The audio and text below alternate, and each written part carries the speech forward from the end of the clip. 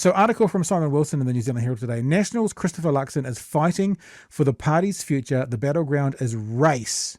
Simon Wilson. So he talks a bit about Simon Luxon. He talks about will he be rolled? He's fighting for his survival as leader. It'll only come true if it becomes clear he's going to lose the election. Goes on to say this, quote, the far bigger fight he's waging is for the survival of his whole party. This might seem a strange thing to say considering National is holding its own with Labour in the polls, but National faces an existential threat this election. Not from Labour, the enemy is on the right. It's ACT and New Zealand First. And the battleground is race. Now, I'll say a couple of things here, yeah? The first thing is, I'm reading from a screen. I'm not going to see any of the text messages. I will come back to them at the end. Or, if you want, you can hold off on your text till I get to the end. And then if you start firing them through, I might be able to get to them more easily. Because I'm looking at a completely different screen to where your messages are coming. But that's what I do. So, Simon Wilson's position is that the enemy for National is ACT and New Zealand First. Talks a bit about Christopher Luxon going on his bowling club tour, which I think Chewy talked a bit about last night. The tour is called the Turn Back the Clock. No, sorry, it's Back on Track.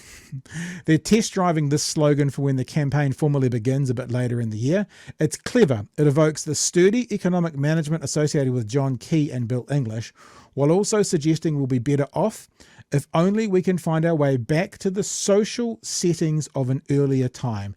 Crime, climate change, educational failure, even than congested roads. They didn't used to be such a problem, did they? And what happened to our world famous harmonious race relations? Let's get back to that. Everyone likes nostalgia. This one that says, in Birkenhead, Luxon began with a half-hour talk focusing mainly on the economy, crime and health, and then fielded about an hour of questions. Nearly all of the questions were about race. Right. The audience, largely elderly and very pakeha, was angry. No one said it out loud, but the theme was clear. In question after question, they wanted to know when Luxon was going to put those bloody Maoris back in their place. It was not pretty. And remember, Simon was there, right? So it's a first-person account. Luxon indulged them with statements like, it's alarming that Waka Kotahi is going to spend all that money on road signs, meaning road signs with words in te reo as well as English. Now just remember again, they're not, right? They're replacing signs when signs need to be replaced. So, okay, so they're spending money on signs, but they would have been spending money on signs to replace them anyway. I don't know how New Zealand Herald's going to feel about this because I'm probably going to read about 70% of this article.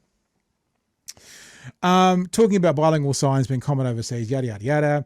Yet Luxon also tried to moderate his audience's obsession with race, right? So he's talking about racial issues, but he's also trying to moderate them, his audience. He told them the average age in New Zealand is 38. Therefore, he said, most of us came through school with some degree of familiarity with the use of te reo. What he meant was, you're not keeping up to the elderly people, the elderly white people. This goes to the heart of Luxon's problem, race. The perception of unfair advantages being handed to Māori has become the defining issue on the right. There are complaints about the quotas for Māori and Pacifica medical students, for example, although it's really noted that those students have to meet the same rigorous academic standards as everybody else. And the critics are strangely silent about the other quota, the one for medical students with a rural background. Interesting that, isn't it? There's a quota to get, like, let's just put it this way, farmers' kids into medical school. No one talks about that, but Māori, yeah, fucking oath, we're going to talk about that. As for co-governance, rather than being a mechanism for consensus decision-making, as prevails at the Waikato River Authority, it's seen as just a power grab. I want to say something as well. It's a little bit of a tangent here, but the idea about quotas. There's this idea, right? And there's this idea about always picking the best candidate. And if it's always taken based on an academic response or a metric that can be measured with numbers, I will just say this: if I was hiring two people, I would like if I had two applicants and I had one position, and one of them brought something intangible to the table, like perhaps it's in a workplace that's all males and the applicant was female. Perhaps it's in a workplace where all the people were Pākehā and they were Māori or Pacific Islander or a minority ethnicity. If they're as good as anyone else, much like the Māori and Pacifica medical students and the rural medical students, bringing a different perspective into that job as well actually adds something intangible that can't be learned and can't be got from people who aren't a part of that group. So I'm not suggesting that, and I'm an old person, so I use A, B, C, D, markings. I'm not suggesting you give a job to a minority who's a C student when there's an A student available. But if you've got a couple of A students, I have no problems with the concept of a minority, a group that's not being represented well within that community, being put ahead of the other person with a very similar, if not same, experience or ratings, because that other life experience brings something important to that community. You imagine if we had, like, I'm being silly here, but no Māori doctors. There'd be a huge part of the medical fraternity that would be missed, that people who aren't a part of the Māori community wouldn't be able to understand or bring into a practice. Now, I know that's silly because lots of Māori become doctors without a quota system. They do anyway. But you know what I'm saying. Right. The article goes on. I've lost my mouse. There it is. It's a problem when you've got 4 screens. So the article talks about the power grab. People see the co-governance as a power grab. But the middle, right, the middle of the voting block, race is seen very differently. Elections are won and lost in the middle, according to conventional wisdom. This one is being fought for the hearts and minds of voters who swung to National under John Key and then swung to Labour under Jacinda Ardern in 2020. Those voters are not angry about Apiti Māori. On the contrary, they're likely to be not just familiar with te reo, but pleased about its expanding use. Ruby Tui gave powerful voice to that sentiment when she sang Tu Tara Mai. Tu Tara Mai, na iwi, oh way, at the Rugby World Cup. Tui is a much-loved national hero, and it was a thrilling moment, not just because she did it, but because an enormous proportion of the crowd clearly knew and loved the song. How did that happen? Because middle New Zealand, kids of all races and ethnicities learn waiata and haka at school, and the tikanga that underpins them, and bring home a degree of cultural competence that's vastly different from their grandparents, and their parents are likely to be good with that. This is the middle, the use of Māori greetings and place names is a welcome component of the TV news and widespread in daily use. We have local language that's English inflected with te reo, and it's a living language evolving all the time. We're good with that too. So the middle, who are going to decide the election, aren't so keen on this racial division and these dog whistles that we're hearing from the right. And this is Luxon's dilemma. And that's why he's trying to moderate the audience at the bowling green, because if this is all he's getting and that's all the publicity that he's getting, then the middle voter that could possibly go either way will not want to be associated with these sorts of dog whistles. National understands all this. At the least, it did under Key and Bill English. Co-governance arrangements were created in a range of situations, and according to Te Arawhiti, the Ministry of Māori Crown Relations, their government passed into law 46 treaty settlements worth almost $1.24 billion. It's an impressive achievement. Because of all this, the key Ardern voters of middle New Zealand are likely to be repelled by the racism that has emerged on the right. Back on track? Not if it's a dog whistle to grumpy voters sick of having to accommodate Māoris in their lives. Which brings us to Luxon's dilemma. He can't win both these audiences at the same time, because appeasing either one horrifies the other. He could explicitly agree with the middle. After all, isn't that where the biddable votes are? Biddable? I will call out racism at every opportunity, he told me at National's Northern Regional Conference last month, but he didn't do that at Birkenhead. Goes on to talk a bit more about this, and then New Zealand first is attracting some of these voters. That's these people who Luxon is pitching to. But it's hard to think this election is anything more than a last hurrah. ACT, however, is on the rise. Its strategy has been to chase every grumpy vote going, whatever the issue, and it enters this election better placed than it ever has before. David Seymour is the right's best performing parliamentary leader. He leads a large and disciplined caucus which has some distinct, well-defined policy goals. If ACT wins, say 20%, and National 30%, ACT will be a powerful force in the new government. So powerful, it will be well placed to become the dominant party on the right in 2026. Too much? The hard right has taken over the Republican Party in America and replaced moderate parties of the centre-right in France, Italy, Austria, Sweden, and many other European countries. There is no reason to think the same trend won't emerge here. So, what's National to do? There's no future in out-acting ACT.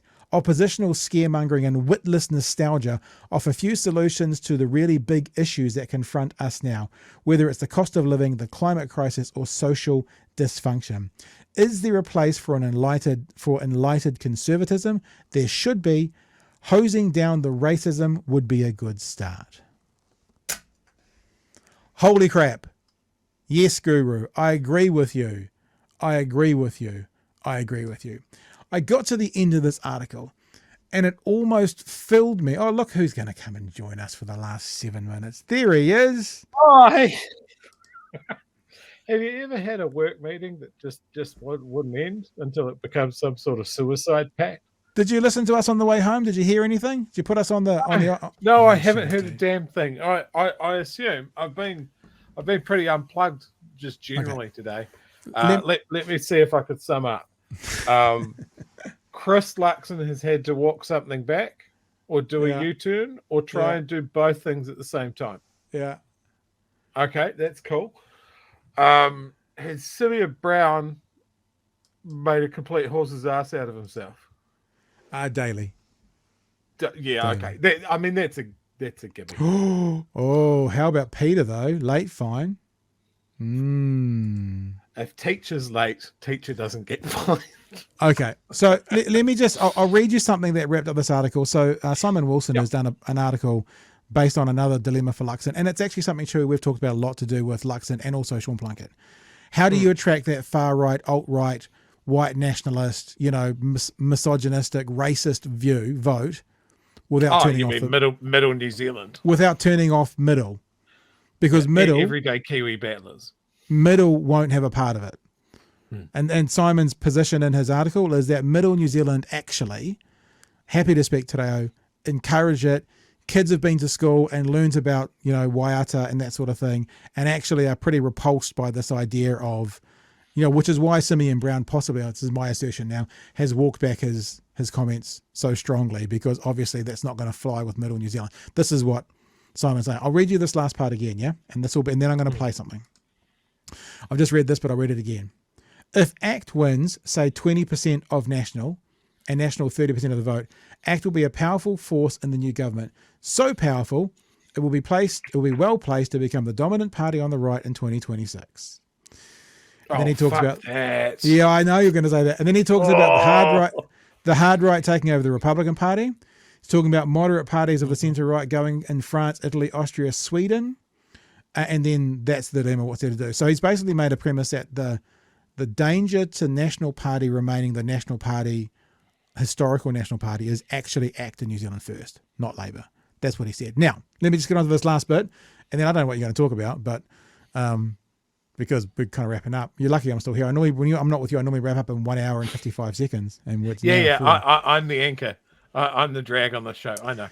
Here's the thing, yeah? And this, speaking of fucking nostalgia, I got to the end of Simon's article and this is all I could think of. These two moments with this, let's be, I'll be a little bit unkind, but you can't defame the dead.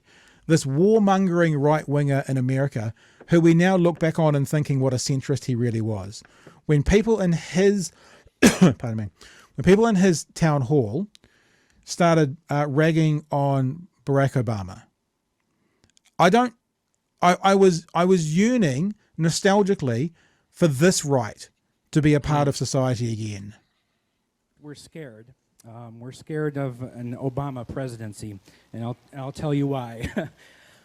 I'm concerned about someone that cohorts with domestic terrorists such as heirs. I have to tell you, he is a decent person and a person that you do not have to be scared as President of the United States. Now,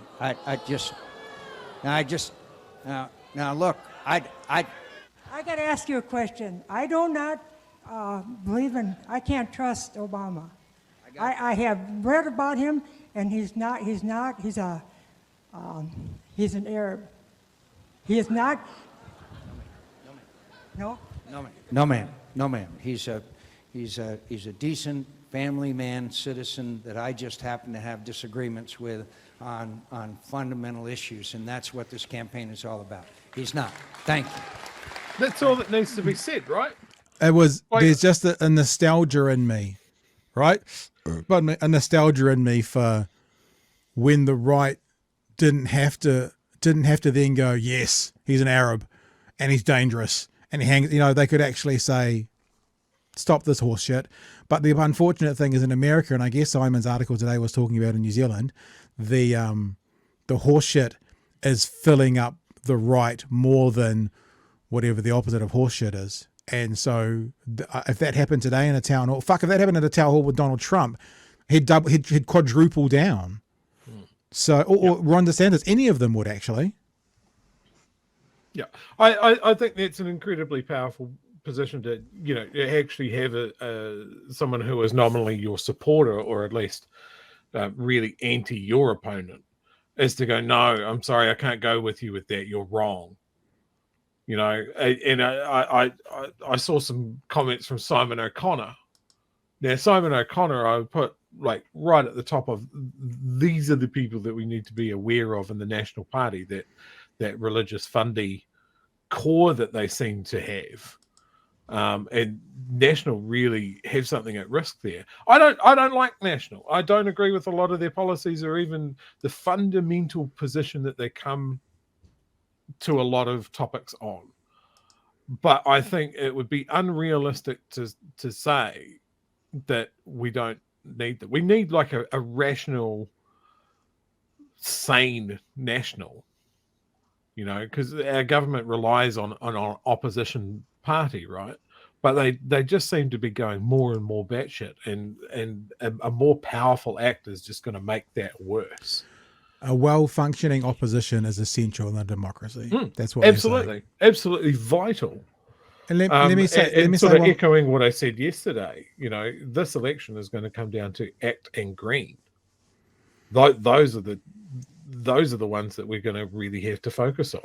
And I think with anybody that is as left-leaning as us, in my opinion, your vote is going to do more good in the Green Party, even if you're a Labour supporter. If the left votes, the left wins. If the left votes, the left wins. Trust me, the left are apathetic. The left will sit at home. The left will not get off the couch. If the left votes, the left wins.